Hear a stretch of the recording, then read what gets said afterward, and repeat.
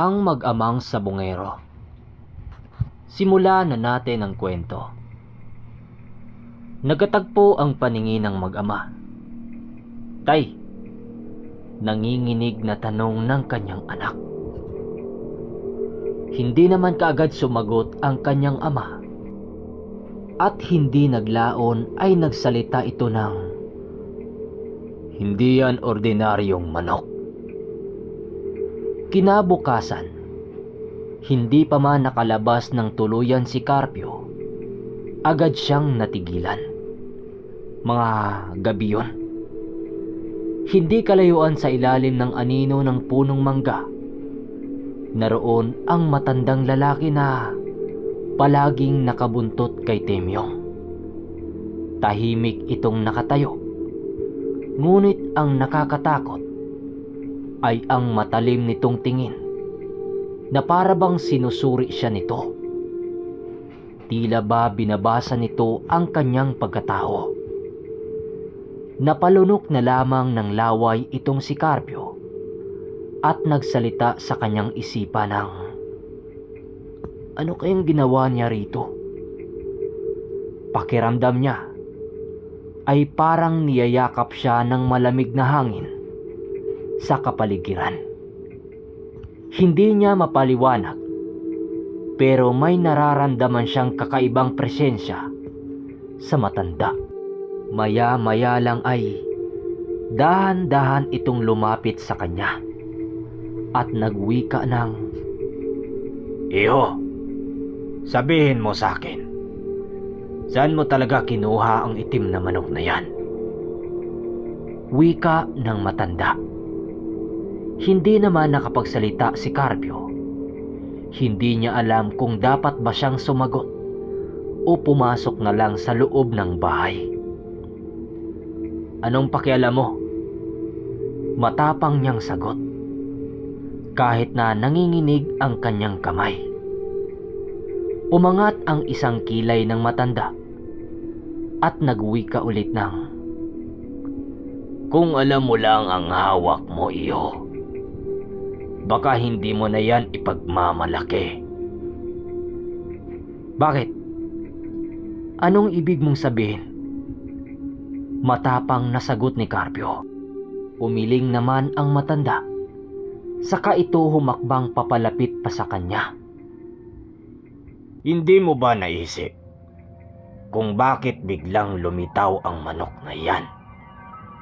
Hindi mo ba napapansin ang bilis ng paglaki niya? At hindi mo ba siya nakita kung paano siya lumaban kagabi?"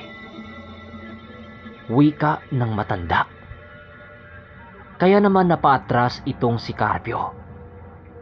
Nagtaka kasi siya kung paano nalaman ng matanda ang tungkol sa nangyari kagabi. Anong alam mo?"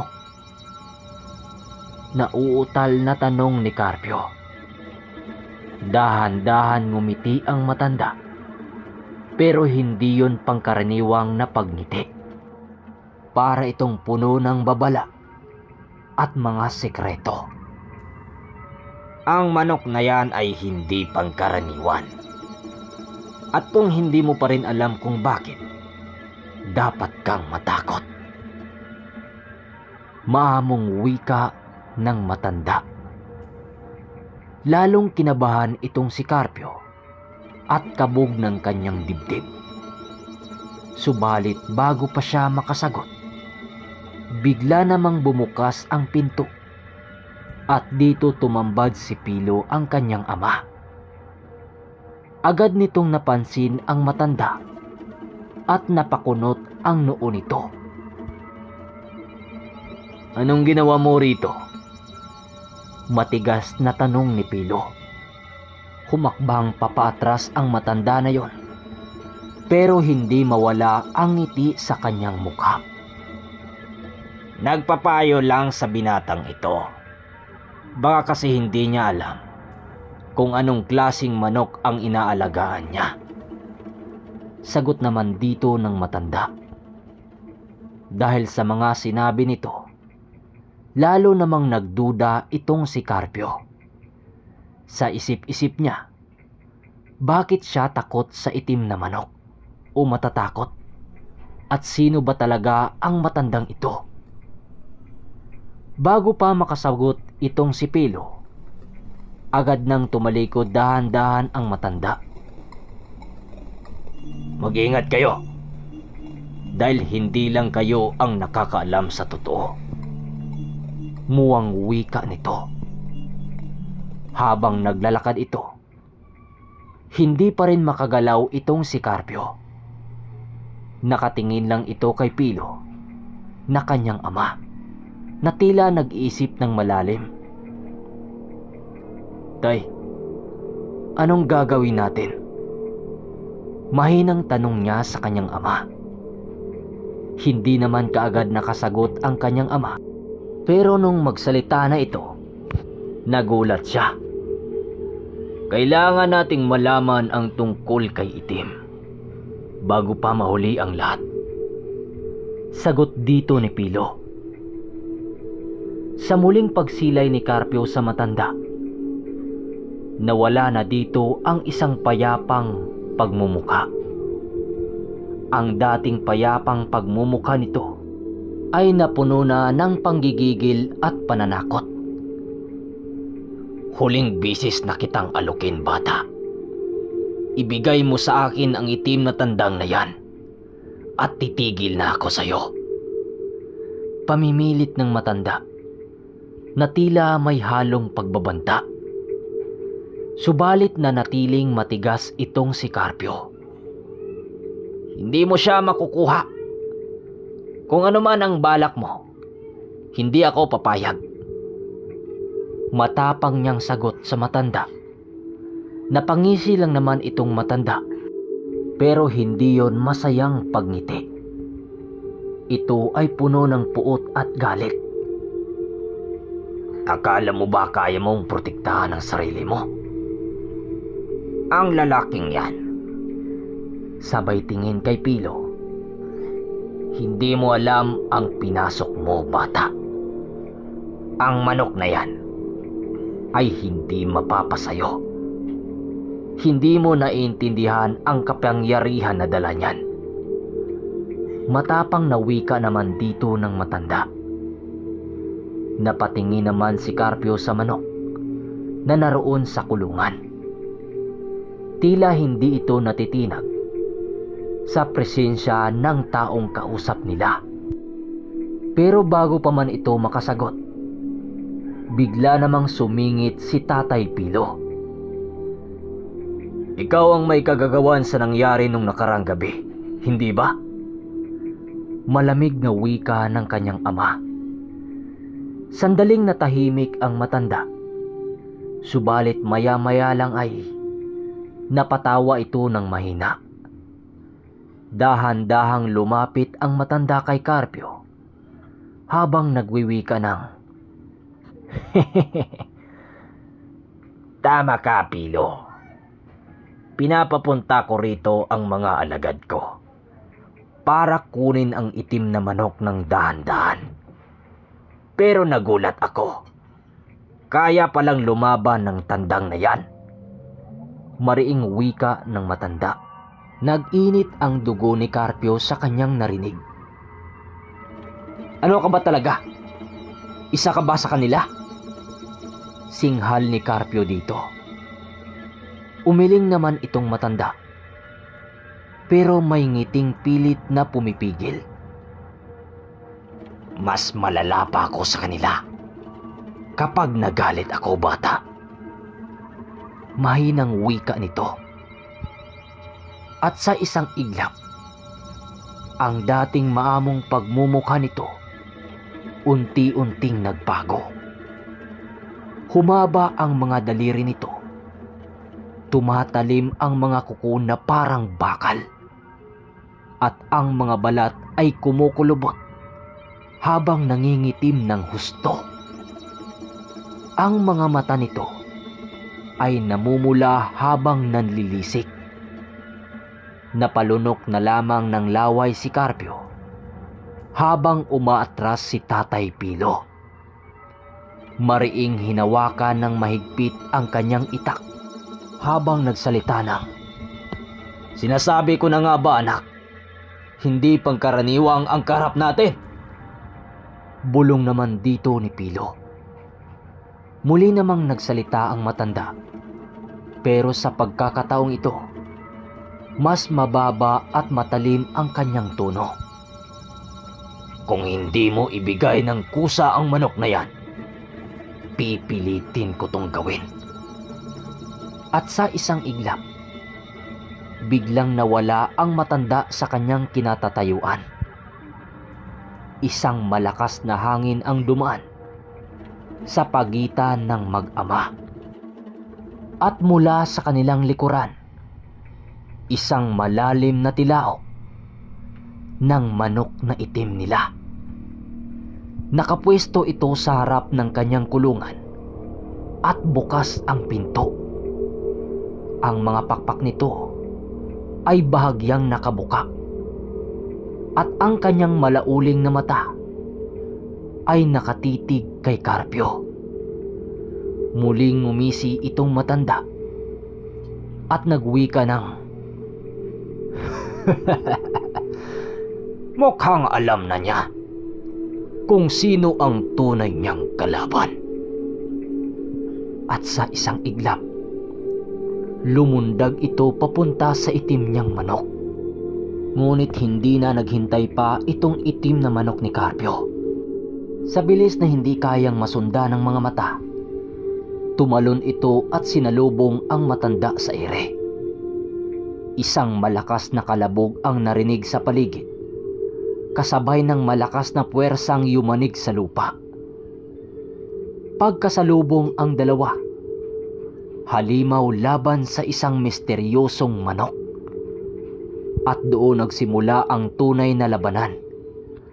At sa isang iglap, lumabas na rin ang ibang aswang. Dahil sa mga nangyari, ay agad na ring pumanhik sa bahay ang mag-ama. Sa gitna ng labanan, doon nakita ng mag-ama ang tunay na anyo ng manok. Nakita niya ang isang matipunong lalaki na mahaba ang tenga at may bato-batong kalamnan.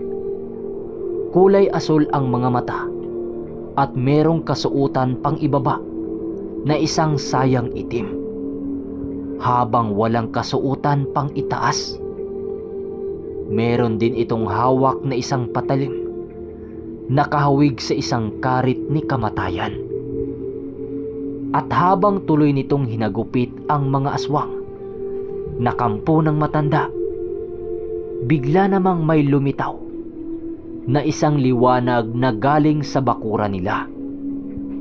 Napaatras ang mag-ama, habang ang matanda at ang mga aswang tila nasisilaw sa liwanag na yon. Habang yung engkantong lumabas sa katawan ng manok na nakipaglaban, unti-unting naging puti ang buong katawan. Ang mahabang buhok nito ay nagkulay pilak, habang ang balat ay kumikinang sa ilalim ng buwan. Iginuhit rin ito ang isang bilog sa ere gamit ang kanyang sandata. At sa isang iglap, dito na paatras ang mga aswang na tila may kung anong pumipigil sa kanila.